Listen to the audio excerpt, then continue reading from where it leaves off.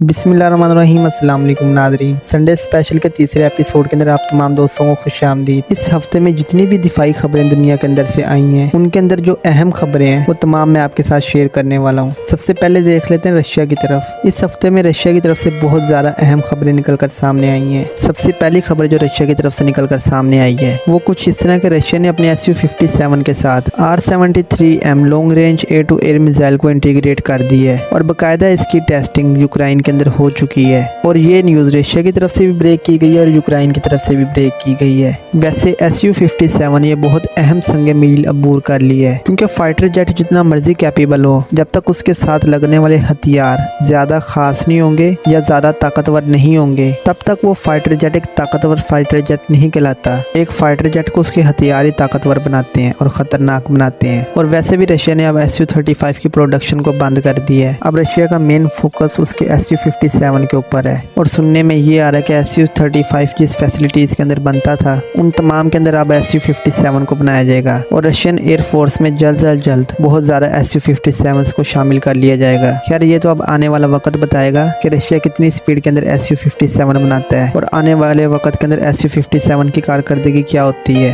अब रशिया की तरफ से जो दूसरी अहम खबर निकल कर सामने आई है वो कुछ इस तरह के चाइना से रशिया ने अपना एयरक्राफ्ट कैरियर वापस मांग लिया है। आपको पता होगा कि रशिया से चाइना ने एक पुराना एयरक्राफ्ट कैरियर लिया था और बाद में उस एयरक्राफ्ट कैरियर को चाइना ने बहुत ज़्यादा अपग्रेड किया और चाइनीज़ एयरफोर्स के अंदर सबसे पहले जो एयरक्राफ्ट कैरियर शामिल हुआ था वो यही एयरक्राफ्ट कैरियर था।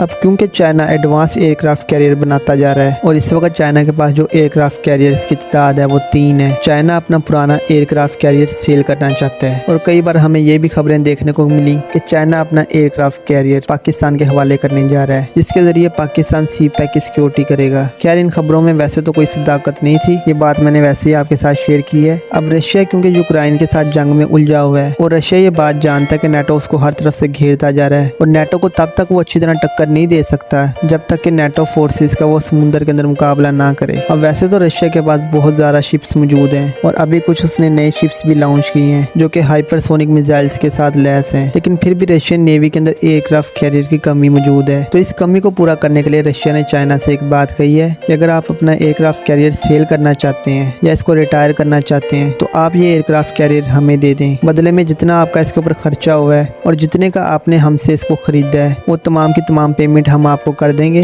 चाहे आप उस पेमेंट को ऑयल और गैस की शक्ल के अंदर लें या चाहे आप उसको डॉलर्स के अंदर लें। जैसे आप चाहेंगे आपको वैसे उसकी पेमेंट कर दी जाएगी। इससे अगली खबर भी रशिया की तरफ से ही है। रशिया ने इस हफ्ते के अंदर यूक्रेन के 5 तैयारे मार गिराए हैं। अब वैसे तो इनकी ज़्यादा डिटेल निकल कर सामने नहीं आई। Su-35 और Su-57 इन तैयारों को मार गिराया। इनके अंदर हेलीकॉप्टर्स भी शामिल हैं और फाइटर जेट्स भी शामिल हैं। अभी तक ये जो खबर ब्रेक की गई है रशिया की तरफ से ब्रेक की गई है, लेकिन उन्होंने इस खबर की ज़्यादा डिटेल हमारे साथ शेयर नहीं की। इस बारे में जब कोई कंफर्म न्यूज़ निकल कर सामने आएगी तो इसके ऊपर मैं एक अलग से वीडियो बना दूंगा। इस हफ्ते में जो रशिया की तरफ से आखिरी न्यूज़ निकल कर सामने आई है वो ये है कि रशिया अपना एक नया एयरक्राफ्ट कैरियर बनाने जा रहा है और रशिया ने उसका डिज़ाइन मुकम्मल तौर पर बना लिया है। वो एयरक्राफ्ट कैरियर कम से कम 40 एयरक्राफ्ट्स को कैरी कर सकेगा। उसके अलावा उसके ऊपर हेलीकॉप्टर्स भी मौजूद होंगे और ड्रोन्स भी मौजूद होंगे जिनके ऊपर रशिया भी काम कर रहा है। और रशिया के मुताबिक ये एयरक्राफ्ट कैरियर बहुत ज़्यादा पावरफुल होने वाला है और इस एयरक्राफ्ट कैरियर की सिक्योरिटी के लिए वो पहले से शिप्स बना रहा है और वो शिप्स और ये एयरक्राफ्ट कैरियर हाइपरसोनिक मिसाइल से लैस होंगे। उसके अलावा इस एयरक्राफ्ट कैरियर के अंदर बहुत ज्यादा पावरफुल रडार को इस्तेमाल किया जाएगा। खैर अभी तक तो इसका सिर्फ डिजाइन बनकर सामने आया है और रशिया ने हमारे साथ डिटेल शेयर की है कि एयरक्राफ्ट कैरियर कैसा होने वाला है। जब ये मुकम्मल तौर पर बनकर सामने आएगा उसी वक्त इसके ऊपर और ज्यादा बात हो सकेगी। इससे अगली खबर है तुर्की की तरफ से। तुर्की अपना S-400 बेचने जा रहा है। उसके पीछे की वजह यह है कि तुर्की F-35 को खरीदना चाहता है और तुर्की को F-35 प्रोग्राम से निकालने की जो मेन वजह थी वो S-400 ही था। अब तुर्की ये बात देख रहा है कि हमारे F-16 बहुत ज्यादा पुराने हो चुके हैं और जो नए F-16V हैं वो भी इनकी रिक्वायरमेंट्स को पूरा नहीं करते और तुर्की के दुश्मन ममालिक हैं वो बहुत ज़्यादा जदीद फाइटर जेट्स लेते जा रहे हैं और जितनी भी नेटो कंट्रीज हैं वो तमाम की तमाम F-35 को इस्तेमाल कर रही हैं और तुर्की ने भी अच्छा खासा पैसा F-35 प्रोग्राम के अंदर लगाया था। तुर्की अब ये चाह रहा है कि हम S-400 को सेल कर दें और किसी न किसी तरह अमेरिका से F-35 को खरीद लें और तुर्की ने F-35 को खरीदने के लिए एक बार फिर से मुज़ाकरात भी शुरू कर दिए हैं। अब इन मुज़ाकरात का क्या नतीजा निकलेगा और तुर्की S-400 को रखेगा या बेचेगा और अगर बेचेगा तो किस मुल्क को बेचेगा, ये तो अब आने वाला वक्त ही बताएगा। इससे मुतालिक जब भी कोई डिटेल निकल कर सामने आई वो मैं आपके साथ जरूर शेयर कर दूंगा। खैर इससे अगली जो खबर है वो ईरान की तरफ से। ईरान की डिफेंस इंडस्ट्री के ऊपर अमेरिका ने और यूरोप ने पाबंदियां पाबंदियां लगा दी हैं। और पाबंदियों की जो वजह है वो कुछ इस तरह है कि ईरान रशिया को असला सप्लाई कर रहा है और खास तौर पर कामिकाज़ी ड्रोन्स को सप्लाई कर रहा है, और वो कामिकाज़ी ड्रोन्स यूक्रेन के अंदर बहुत ज़्यादा नुकसान कर रहे हैं। और अमेरिका का ये कहना है कि इन कामिकाज़ी ड्रोन्स की वजह से इंसानियत को बहुत ज़्यादा नुकसान हो रहा है और यूक्रेन के अंदर सिविल लोग बहुत ज़्यादा मर रहे हैं, और हम नहीं चाहते कि इन ड्रोन्स की वजह से और ज़्यादा नुकसान हो। इस वजह से हम ईरान के ऊपर पाबंदियां लगा रहे हैं ताकि आने वाले वक्त के अंदर ईरान किसी को भी असला सेल ना कर सके और ना ही किसी से असला खरीद सके। खैर, इन पाबंदियों से ईरान का कुछ बिगड़ने वाला नहीं है, क्योंकि ईरान के ऊपर पहले ही बहुत ज़्यादा पाबंदियां लगी हुई हैं और दुनिया के दूसरे ममालिक से ना तो कुछ खरीद सकता है और ना ही कुछ बेच सकता है। और ईरान के पास जितने भी इस वक्त डिफेंसिव इक्विपमेंट मौजूद हैं वो सारे के सारे ईरान ने खुद से बनाए हैं। और पीछे रहेगी बात रशिया की। रशिया के ऊपर भी पाबंदियां बहुत ज़्यादा लगी हुई हैं, तो ना रशिया को इन पाबंदियों से कोई फर्क पड़ने वाला है और ना ही ईरान को इस बात से कोई फर्क पड़ने वाला है। वो लोग जो काम कर रहे हैं, जो सप्लाई कर रहे हैं, वो इसी तरह सप्लाई करते रहेंगे। बस अमेरिका ने ये बात कही है कि अगर हमें कोई ऐसी शिपमेंट मिल गई समुद्र के अंदर या किसी और रास्ते के ऊपर जिसके अंदर ईरान रशिया को असला सप्लाई कर रहा होगा, हम उसको रोकेंगे और उसके खिलाफ एक्शन लेंगे। खैर, ये तो अब आने वाला वक्त ही बताएगा। अमेरिका ने ये बात तो कर दी है, लेकिन अमेरिका कोई ऐसा एक्शन लेने वाला नहीं है, क्योंकि अगर अमेरिका ने ऐसा एक्शन लिया तो ये सीधा सीधा रूस से और ईरान से टक्कर होगी अमेरिका की, और अमेरिका कभी भी ऐसा काम नहीं करता। अमेरिका सिर्फ पाबंदियां खेलता है, उसके अलावा उसके पास कोई भी और हथियार मौजूद नहीं है। इससे अगली दो खबरें चाइना से मुतल्लिक। चाइना ने एक ऐसा शिप बना लिया है जो कि दूसरे शिप्स को टो कर सकेगा, और ये दुनिया का सबसे बड़ा शिप है। इस शिप का मेन काम ये है कि अगर समुद्र के अंदर कोई वारशिप खराब हो गया है या उसको कोई हादसा पेश आ गया है या कोई सबमरीन खराब हो गई है या कोई और छोटी मोटी कश्ती खराब हो गई है जो कि अब चलने के काबिल नहीं रही हो, ये शिप उसको अपने ऊपर लाद कर सी पोर्ट के ऊपर ले आएगा। ये शिप कुछ इस तरह काम करता है कि इस शिप के अंदर बहुत ज्यादा टैंकर्स मौजूद हैं। जब किसी शिप को इसने अपने ऊपर लादना होगा तो उन टैंकर्स के अंदर पानी भरा जाएगा, जिससे इसका डेक पानी के अंदर डूब जाएगा। उसके बाद इस शिप के ऊपर जो क्रेन मौजूद होंगी वो दूसरे शिप को खींचकर इसके डेक के ऊपर करेंगी। जैसे वो शिप इसके डेक के ऊपर आएगा तो उन टैंक्स को खाली कर दिया जाएगा, जिससे इस शिप का डेक समुद्र से बाहर आ जाएगा, और बाद में उस शिप की जो मंजिल होगी ये शिप उसको उसकी मंजिल तक पहुंचा देगा। खैर, दुनिया में पहले भी ऐसे शिप्स मौजूद हैं, लेकिन चाइना ने जो ये शिप बनाया है ये दुनिया का सबसे बड़ा शिप है। इसके बारे में ज्यादा डिटेल्स तो निकल कर सामने नहीं आई, बस इतना पता है कि ये अपने ऊपर 1 लाख टन तक का वजन उठा सकता है। अब ये जितना वजन उठा सकता है इसी को देखते हुए आप समझ सकते हैं कि शिप कितना बड़ा है। इससे अगली खबर जो चाइना की तरफ से शामिल होने वाली है इस वीडियो के अंदर, वो कुछ इस तरह का चाइना ने एक अजीबोगरीब किस्म की लेजर बनाई है और ड्रोन बनाया है। अब ये लेजर और ड्रोन आपस में मिलकर काम करेंगे। जब ये ड्रोन उड़ेगा, इसको जो पावर सप्लाई की जाएगी वो इस लेजर के जरिए की जाएगी। इस लेजर के जरिए उसको करंट प्रोवाइड किया जाएगा और उस करंट की मदद से वो ड्रोन उड़ेगा। वैसे तो ये ड्रोन इतना ज्यादा बड़ा नहीं है, ये ड्रोन बिल्कुल उसी तरह जिस तरह के हम आमतौर पर शादियों के अंदर इस्तेमाल करते हैं, लेकिन टेस्टिंग के लिए बहुत अच्छा है। इस प्रोजेक्ट को अगर देखा जाए तो ये कुछ इसी तरह नजर आ रहा है कि चाइना ने ऐसी लेजर बनाना शुरू कर दी है जो कि पावर प्रोवाइड करेगी, और आने वाले वक्त के अंदर ये लेजर कितना काम करती है और कितनी अच्छी साबित होती है ये तो वक्त ही बताएगा। और मैं आपको तकरीबन अपनी हर वीडियो के अंदर कहता हूँ कि आने वाला जो वक्त है वो लेजर वेपन्स का ही है, और सारी की सारी चीजें लेजर के ऊपर ही होने वाली हैं। इस वक्त हम जितने भी हथियार इस्तेमाल कर रहे हैं उस वक्त ये हथियार बहुत ज्यादा पुराने हमें लगना शुरू हो जाएंगे। आने वाले चंद ही सालों के अंदर आपको हर तरफ लेजर वेपन्स ही नजर आएंगे, और अभी भी आपको हर तरफ लेजर वेपन्स ही नजर आ रहे हैं। लेजर वेपन्स की एक नई दौड़ शुरू हो चुकी है, हर मुल्क दूसरे मुल्क को उसके अंदर पीछे छोड़ना चाहता है।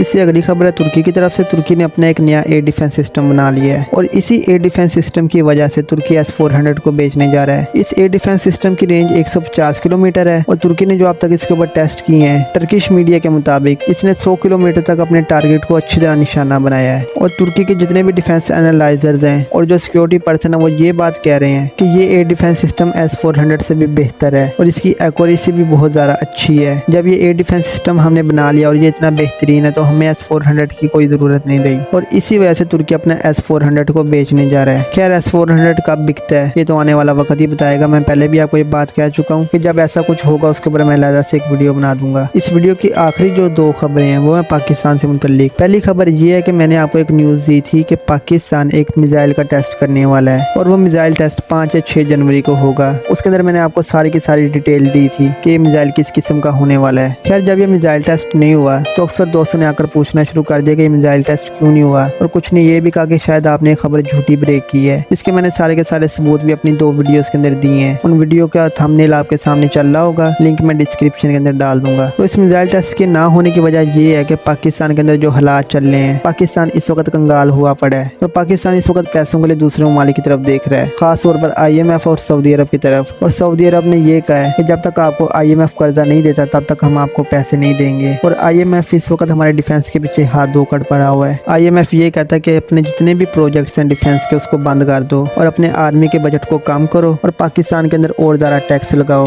ये बात तो हम ही जानते कि हमारे ऊपर कितने ज़्यादा टैक्स लगे हुए हैं और इस वक्त कितनी ज़्यादा महंगाई है। इसके अलावा और भी अगर हमारे ऊपर टैक्स लग गए तो उससे हमारा हाल क्या होगा। लेकिन IMF को क्या, उसने तो अपने पैसे वापस लेने हैं और पाकिस्तान को दबाना है। अब उन दिनों के अंदर सऊदी अरब के दौरे बहुत ज़्यादा हो रहे थे, हमारे आर्मी चीफ भी सऊदी अरब गए। उसके अलावा जितने भी हुकूमत के अंदर बंदे मौजूद हैं वो भी सऊदी अरब के गेड़े लगाते रहे और आगे से सऊदी अरब ने भी उनको गेड़ा ही करवाया कि भाई जाओ पहले IMF के पास। तो यही वजह थी जिस वजह से पाकिस्तान ने टेस्ट नहीं किया, क्योंकि पाकिस्तान को IMF के पास जाना पड़ेगा। अगर पाकिस्तान ने इस मिसाइल का भी तजुर्बा कर दिया तो IMF ने कर्जा तो दे देना, लेकिन उसके ऊपर कड़ी शराइत लगानी है और हमारी तो पहले से कमर टूटी पड़ी है। इसके ऊपर हम और कितना ज़्यादा बोझ उठाएं। इससे ज़्यादा अगर हमने बोझ उठाया तो हम चरपाई के ऊपर ही लेट जाएंगे, उसके बाद हमें उठाने वाला कोई नहीं मिलेगा। तो ये वजह थी जिस वजह से पाकिस्तान ने इस टेस्ट को कंडक्ट नहीं किया। बाकी आने वाले वक्त के अंदर जब ये टेस्ट होगा उसकी सारी की सारी डिटेल मैं आपके साथ शेयर कर दूंगा। इससे अगली जो खबर है वो एक जंग फाइटर जेट के मुतल्लिक है। मैं बात करूँ JF-17 थंडर के बारे में। और जंग फाइटर जेट मैंने इसलिए कहा कि इंडिया वाले इसको यही फाइटर जेट कहते हैं। अभी भी जब मैंने इसके ऊपर वीडियो बनाई थी, थंबनेल आपके सामने चल रहा होगा, तो नीचे आगे कुछ इंडिया वालों ने यही बातें करना शुरू कर दी। खैर, इस घटिया कबाड़ के टुकड़े गंदे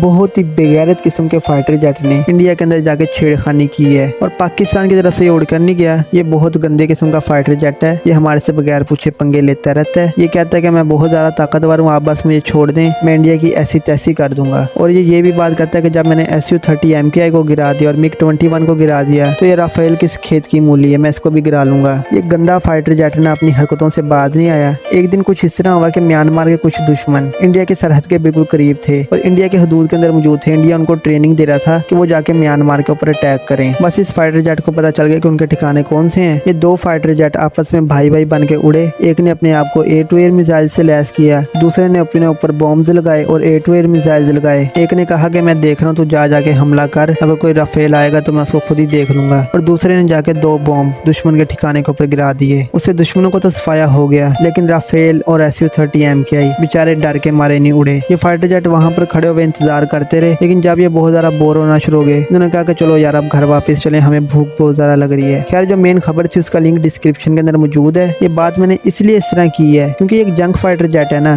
कबाड़ का टुकड़ा है, इसके बारे में ऐसी बातें करनी चाहिए। खैर, जैसा भी है जो भी है, तेजूलाल को उसने हरा के रखा हुआ है। कोई मुल्क तेजूलाल को लेने को तैयार नहीं है और ये बेचारा धड़ाधड़ बिकने में लगा हुआ है। वैसे फाइटर जेट को भी मेरे सामने आया, मैं इससे पूछूंगा जरूर कि भाई तुझे इंडिया के साथ क्या मसला है, तू क्यों उनके नमक मिर्चें लगाई रखता है। उन बेचारों से पहले ही नहीं उठा जाता है। वो तेरे से निपटने के लिए नए से नए फाइटर जेट लेके आते हैं तो उनको भी ऐसा डराता है कि वो बेचारे डर के मारे उड़ते ही नहीं है। ये बातें सारी की सारी मैं इस फाइटर जेट से जरूर पूछूंगा। बस मसला ये है कि वो फाइटर जेट ना मेरे सामने आ नहीं रहा, क्योंकि उसको पता है कि मैंने नए से नए सवाल उसके आए खड़े कर देने और मैंने उसका दिमाग खा लेना है, इसलिए वो अपना दिमाग बचाने के लिए मेरे से साइड पर लगा हुआ है। खैर, अगर कभी ये फाइटर जेट मेरे सामने आया तो ये बातें मैं उसे जरूर पूछूंगा और आपको भी आगे बता दूंगा कि उस फाइटर जेट ने इस बात का क्या जवाब दिया है। तो ये थी आज की वीडियो। अगर आपको ये वीडियो पसंद आई है तो इस वीडियो को लाइक कर दें और मजीद ऐसी वीडियोस देखने के लिए कर लें इस चैनल को सब्सक्राइब। तो मिलते हैं अगली वीडियो के अंदर, तब तक के लिए अल्लाह हाफिज़।